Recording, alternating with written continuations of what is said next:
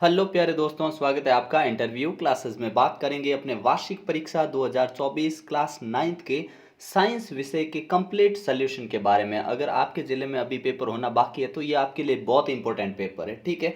बाकी सारे सब्जेक्ट हैं उन सभी के आपको ओरिजिनल पेपर यहाँ पे मिल जाएंगे। उनके लिए मोस्ट इंपॉर्टेंट क्वेश्चन, चाहे आपके मैथ्स हो, साइंस हो, इंग्लिश हो, संस्कृत हो, हिंदी हो, सभी के लिए, सामाजिक विज्ञान हो, सभी के लिए मोस्ट इंपॉर्टेंट क्वेश्चंस यहाँ पे अपलोड किए हुए हैं। उनसे बाहर आपसे एग्जाम में कोई क्वेश्चन नहीं पूछेगा। जैसे कि ये पेपर देखिए, इसके लिए जो मोस्ट इंपॉर्टेंट क्वेश्चंस अपलोड किए थे उससे बाहर तो क्वेश्चन ही नहीं आया, ठीक है। चलिए स्टार्ट करते हैं इसका सोल्यूशन। अगर चैनल पे नए हो तो सब्सक्राइब जरूर कर लीजिएगा और दोस्तों के साथ वीडियो को शेयर करना नहीं भूलें। पहला क्वेश्चन हमसे पूछा गया था, पदार्थ की अवस्थाएं होती है, स्टेट्स ऑफ मैटर आर, कितनी होती हैं? तो ठोस भी होती है, सॉलिड, लिक्विड यानी द्रव, गैस, तीनों होती हैं। तो सभी, डी ऑप्शन अपना यहाँ एकदम करेक्ट आंसर होता। अगला क्वेश्चन देखते हैं अपने। शुष्क बर्फ का सूत्र होता है, dry ice has the formula. हम इसके बारे में बात कर चुके थे, ठीक है। सेम टू सेम क्वेश्चन आपसे पूछ लिया गया। ऑक्सीजन, द्रव, हीलियम, ठीक है। ये यहाँ पे थोड़ा क्वेश्चन, ये दोनों क्वेश्चन क्या है, ये एक ये वाला थोड़े मिसप्रिंट क्वेश्चन है, ठीक है। लेकिन इसमें अगर अप्रोप्रिएट आंसर देखा जाए तो ठोस हो जाएगा, ठीक है। हम जानते हैं कि क्या, सॉलिड एंड ठोस, CO2 को हम क्या कहते हैं अपने, शुष्क बर्फ या ड्राई आइस कहते हैं। किसको? सॉलिड CO2 को कहते हैं, ठीक है। तो ये इसका अपने फॉर्मूला हो जाएगा, ये वाला, ठीक है। अगला क्वेश्चन देखते हैं अपने। कौन सी धातु कमरे के तापमान पर द्रव अवस्था में होती हैं? तो वो होती है अपने Hg यानी पारा, यानी मरकरी, ठीक है ना। मर्क्यूरी होती है अपने क्या, द्रव अवस्था में होती है, लिक्विड स्टेट में होती है रूम टेम्परेचर पे, ठीक है ना। अगला क्वेश्चन देखते हैं। निम्न में से कौन से स्पीसीज परमाणु, ये हिंदी मीडियम में लिखा है, इंग्लिश मीडियम में प्रिंट ही नहीं है, ये मिस प्रिंट क्वेश्चन है, ठीक है ना। अगला देखते हैं अपने, कौन सा कण आवेशहीन होता है? कहने का मतलब which of the particle of charge less, किस पे चार्ज नहीं होता? देखिए, प्रोटॉन पे पॉजिटिव, इलेक्ट्रॉन पे नेगेटिव, न्यूट्रॉन पे न्यूट्रल होता है, इस पे कोई चार्ज नहीं होता है। तो अपना बी ऑप्शन यहाँ पे करेक्ट हो जाएगा। आवेशहीन कौन है? न्यूट्रॉन है। इलेक्ट्रॉन की खोज कर्ता का नाम बताइए। तो ध्यान रखिएगा, इलेक्ट्रॉन की खोज किसने की थी? जे थॉमसन ने या टॉमसन ने। इसको याद रखने का क्या तरीका बताया था? ईंट पर नाच, ये ध्यान रखिएगा। ईंट पर नाच मतलब ई से अपने हो गया इलेक्ट्रॉन, और इसकी खोज की थी ट से बोल देंगे टॉमसन या थॉमसन, ठीक है। टॉमसन या थॉमसन एक ही बात है, ठीक है। प से हो गया अपने प्रोटॉन, क्या हो गया? प्रोटॉन। और र से हो गया रदरफोर्ड, रदरफोर्ड, ठीक है, रदरफोर्ड। और न से हो गया अपने न्यूट्रॉन, और च से हो गया अपने चैडविक, ठीक है ना, ये ध्यान रखिएगा। अगला देखते हैं अपने, जीवन की मौलिक इकाई यानी the fundamental unit of life. तो ये क्या होगा अपने? कोशिका, जिसको हम कहते हैं सेल। अगला है, कोशिका के कौन से अंग को आत्मघाती थैली यानी सुसाइड बैग हम किसको कहते हैं? तो वो हम कहते हैं लाइसोसोम को, ठीक है ना। ए ऑप्शन यहाँ पे करेक्ट हो जाएगा। इसका कंप्लीट सोल्यूशन देखेंगे और ध्यान रखना कि आपको बस ये क्वेश्चन कर लीजिए, आपके पेपर इससे ज़्यादा कुछ बाहर से आने वाला है ही नहीं, ठीक है ना। अगला देखते हैं, पादप उत्तक कितने प्रकार के होते हैं? तो पादप उत्तक अपने कितने प्रकार के होते हैं? 2 प्रकार के होते हैं। कितने? 2 प्रकार के। अगर नाम पूछ लिया जाए प्रमुख कौन कौन से, तो एक बोलेंगे विभज्योतक, विभज्योतक, और दूसरा बोलेंगे अपने स्थायी उत्तक, ठीक है ना, परमानेंट टिश्यू उत्तक। स्थायी उत्तक में आप जानते हैं जो आपसे बहुत इंपॉर्टेंट पूछे जाते हैं, क्या? फ्लोएम और जाइलम, ठीक है ना। और उनके सारे फंक्शन वगैरह अपने यहाँ पे आपको वीडियो मिल जाएगा, वो सारे आपको देख लेने हैं, ठीक है। अगला देखते हैं अपने, रक्त किस प्रकार का उत्तक है? तो रक्त कैसा है? What type of tissue is blood? Blood कैसा है? ब्लड है अपना लिक्विड कनेक्टिव टिश्यू, मतलब तरल संयोजी उत्तक। सी ऑप्शन यहाँ पे करेक्ट हो जाएगा। अगला हमसे पूछा है कि चाल का सही सूत्र बताइए। चाल का सही सूत्र, तो ये तो सही नहीं है, ठीक है। अगला ऑप्शन देखते हैं अपने, जिसमें अपने डी ऑप्शन एकदम करेक्ट होगा। चाल दूरी बटे समय होता है, स्पीड डिस्टेंस अपॉन टाइम होता है, ठीक है ना। तो कौन सा ऑप्शन अपना? डी ऑप्शन यहाँ पे करेक्ट हो जाएगा। अगला है बल का एसआई मात्रक, ठीक है। हूबहू क्वेश्चन पूछे जा रहे हैं, ठीक है ना। न्यूटन होगा अपने, बी ऑप्शन, ठीक है। अगला देखते हैं, जी यानी गुरुत्वीय त्वरण का मान होता है, तो जी की वैल्यू कितनी होती है? 9.8 मीटर पर second square. Option C correct हो जाएगा, ठीक है। अगर यहाँ पे 10 दे रखा होता कहीं तो वो भी करेक्ट होता, लेकिन एग्जैक्ट बोले तो अपने 9.8 आपको टिक कर देना है, ठीक है। अगला क्वेश्चन देखते हैं, किसी ध्वनि तरंग के लक्षण हैं, आवृत्ति यानी फ्रीक्वेंसी, मतलब characteristics of a sound wave क्या होते हैं? फ्रीक्वेंसी होती है, डायमेंशन होता है, वेलोसिटी होती है, ऑल ऑफ दिस, मतलब ये सारे होते हैं। आवृत्ति भी होती है, आयाम भी होता है, वेग भी होता है। तो अपने डी ऑप्शन यहाँ पे आप करेक्ट कर देंगे। अगला है मधुमक्खी से कौन से उत्पाद प्राप्त होते हैं, मतलब which products are obtained from बीज, बीज से हमें क्या मिलता है, तो अंडा, मधुमक्खी अंडा, ऊन ये तो नहीं मिलेंगे, मधु और मोम यानी वैक्स और हनी मिलेगा। बी ऑप्शन अपने करेक्ट हो जाएगा, बी ऑप्शन। ठीक है, अगला देखते हैं अपने रिक्त स्थान वाले क्वेश्चन, जिसमें पहले पूछा है पदार्थ के कणों के बीच में होता है क्या, रिक्त स्थान। क्या होता है, रिक्त स्थान होता है। रिक्त स्थान यानी स्पेस, स्पेस होता है। ठीक है, इंग्लिश में क्या बोल देंगे, between the particles of the substance, यहाँ पे स्पेस लिखेंगे। ठीक है, ये हूबहू ट्रांसलेट किया गया क्वेश्चन है। ठीक है ना, इसलिए थोड़ी इसकी लैंग्वेज अलग लग रही है। न्यूनतम तापमान पर ठोस पिघलकर द्रव बन जाता है, वह इसका कहलाता है, क्या कहलाता है, अगर कोई भी ठोस द्रव में बदलता है तो उसे गलनांक कहते हैं। क्या कहते हैं, गलनांक।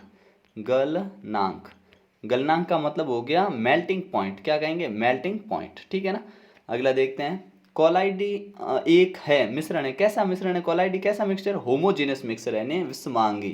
कैसा है, विषमांगी, विषमांगी मिश्रण है। ठीक है, ध्यान रखिएगा।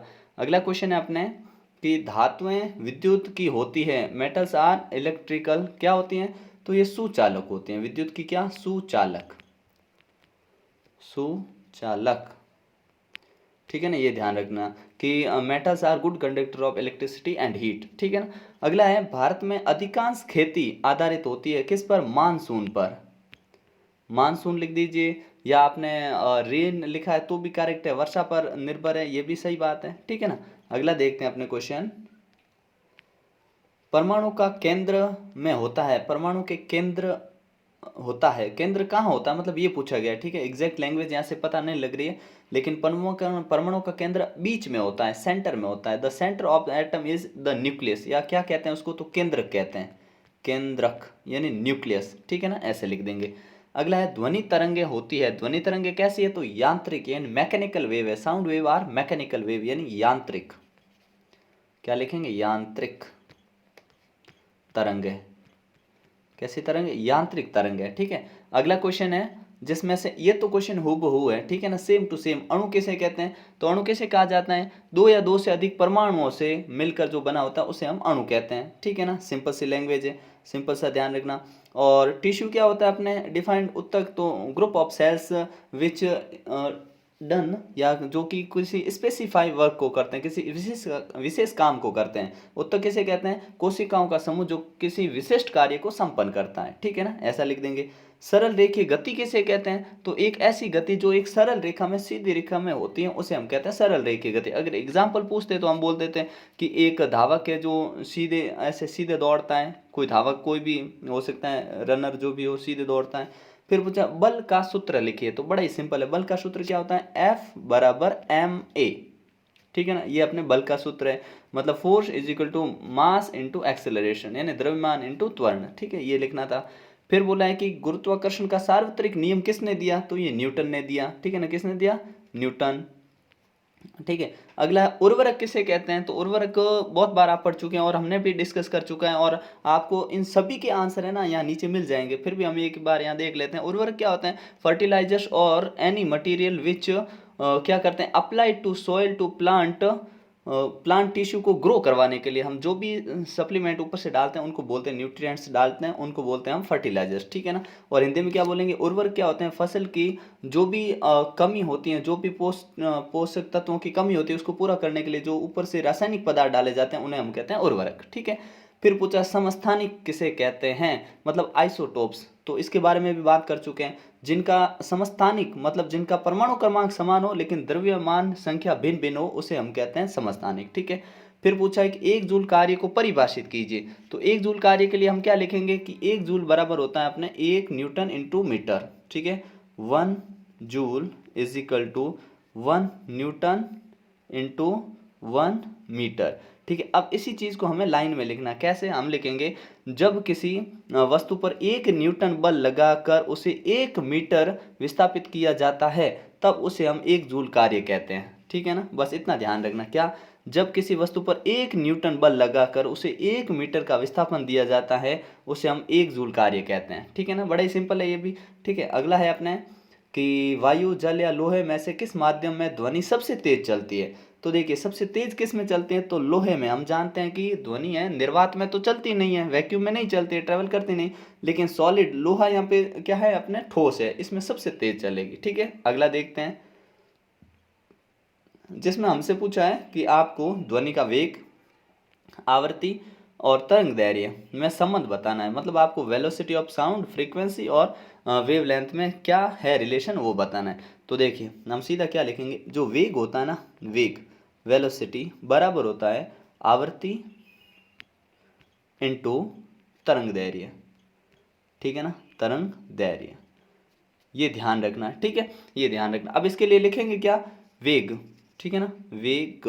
ठीक है, तो वेग जो लिखा है ना हमने, वेग के लिए हमें यहाँ दे रखा है v वेलोसिटी। ठीक है, v लिख दिया, इज इक्वल टू आवृत्ति के लिए हम क्या चिन्ह यूज करेंगे, ऐसे म्यू के जैसा ऐसे। ठीक है ना, इनटू और लैम्डा है अपने तरंग दैर्घ्य, इसको ऐसे लैम्डा से दिखाएंगे। ठीक है, तो ये इनके बीच में संबंध होता है, कहने का मतलब आवृत्ति और तरंग दैर्घ्य का गुणनफल क्या होता है, वेग होता है, ये ध्यान रखिएगा। ठीक है, तो ये सिंपल सी चीज़ आपको ध्यान में रखनी है। अगला है अपने, ये अपने को फॉर्मूले हम डिस्कस कर चुके हैं, फिर भी एक बार देख लेते हैं। सोडियम क्लोराइड क्या होता है, NaCl।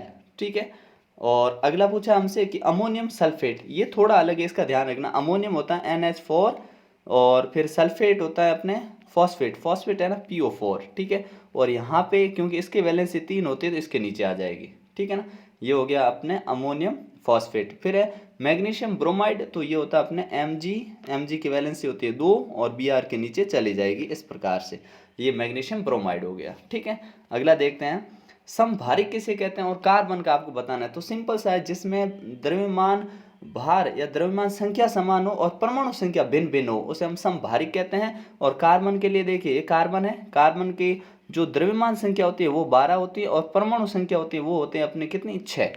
तो इस प्रकार से आपको ये लिखना था। ठीक है, फिर कोशिका भित्ति किस में पाई जाती है, पादपों में पाई जाती है। ठीक है, और इसके कार्य क्या है, इसके कार्य होते हैं पादपों को सुरक्षा और मजबूती प्रदान करना। अगला, कोशिका का बिजली घर किसे कहते हैं, तो माइटोकॉन्ड्रिया को कहते हैं। और कहते क्यों हैं, क्योंकि ये क्या करता है, इसमें ऊर्जा संचित रहती है। इसका कार्य क्या होता है, इसमें ऊर्जा रहती है एटीपी के फॉर्म में, किसमें, एटीपी एडिनोसिन ट्राइफॉस्फेट के रूप में यहाँ ऊर्जा एकत्रित रहती है, जो जरूरत पड़ने पर यहाँ पे शक्ति प्रदान करता है। ठीक है, ये इसका कार्य हो गया। अगला क्वेश्चन देखते हैं, ये रेखित अरेखित हृदय पेशी में एक एक कार्य लिखना। ये कार्य हम डिस्कस कर चुके हैं, आपको मिल जाएगा वीडियो में।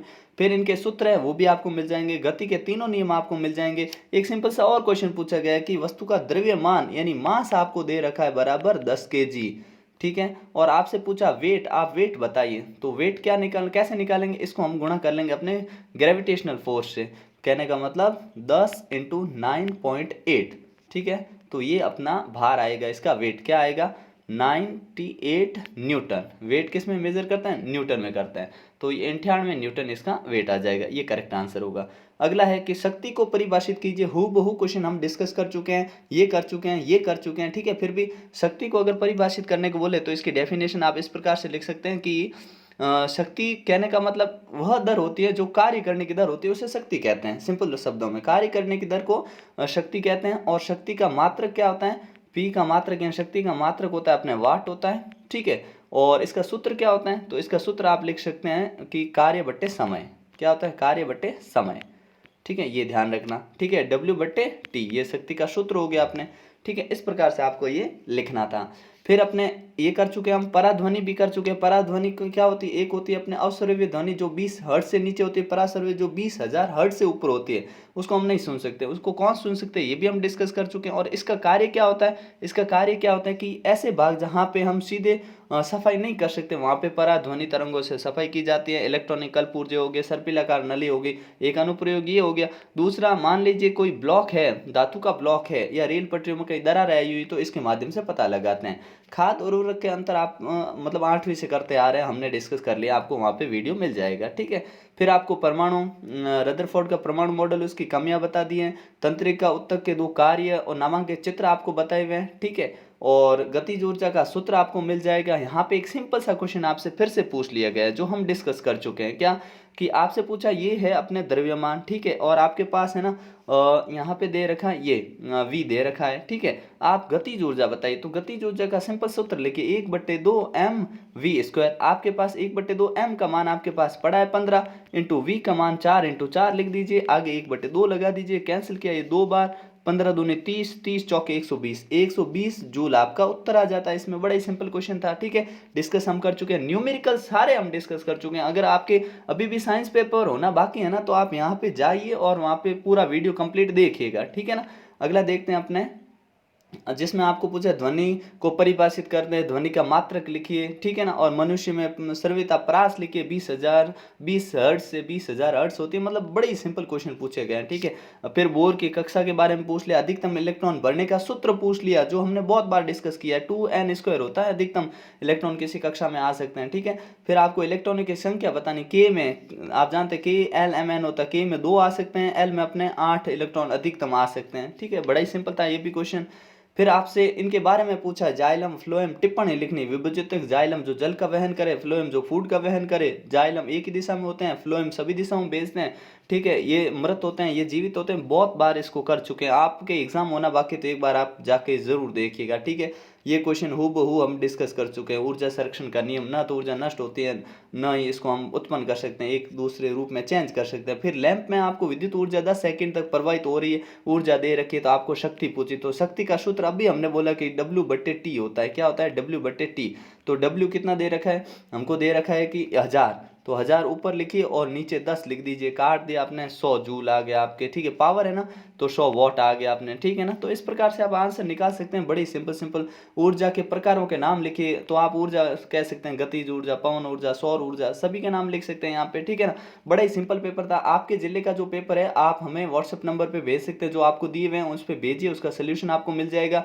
चैनल को सब्सक्राइब कर लीजिए, क्योंकि 10th में भी आपके लिए इसी प्रकार से बेहतरीन कंटेंट आपको यहाँ पे मिलेगा, ठीक है। मिलते हैं नेक्स्ट पार्ट में, तब तक के लिए जय हिंद, जय भारत।